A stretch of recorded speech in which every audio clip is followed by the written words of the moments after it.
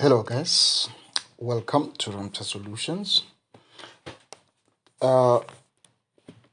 Without any waste of time, let's look at this question.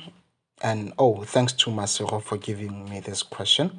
The question says, rather the statement, the roots of an equation are x equals negative n plus minus n squared minus 4mp all over 2m, where m, n, and p are positive real numbers. The numbers m, n, and p in that order form a geometric sequence. Prove that x is a non-real number. First thing first, I want to focus on the part that says m, n, and p form a geometric sequence. So if they form a geometric sequence, it's a sequence, so we all know a sequence is m, n, p, and so forth. But since with these ones we only given 3, I will only leave them like this. Since it's a geometric sequence, we know that r equals t2 over t1.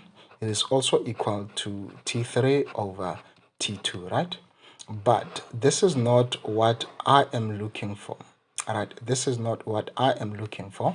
So I will take t2 over t3, t2 over t1 equals to t3 over t2, which is n over m is equal to p over n.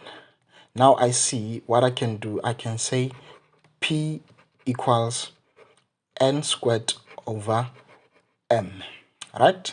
Now let's focus on this guy. We are looking for the nature of roots, right? So they say we must prove that this is a non-real number, right? We must prove that it's a non-real number. So we will take this discriminant, which is n squared minus 4mp. Now we just found that we can write p in terms of n and m. So in place of p we will say n squared over m. Now this says we have n squared minus 4n squared, because m divided by m is 1, right? So here we have n squared minus 4n squared. We see the like terms, so we will say this is negative 3n squared. Now remember, these m, n, and p are positive real numbers. So positive real numbers means they are values above 0, right?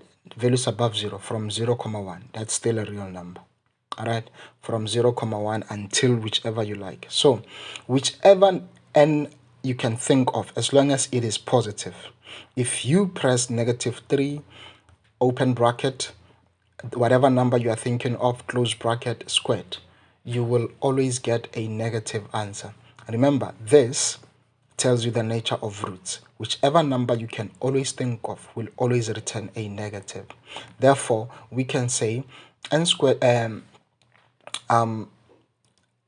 x is a non-real number for any n, right? For any n, or for any positive real numbers.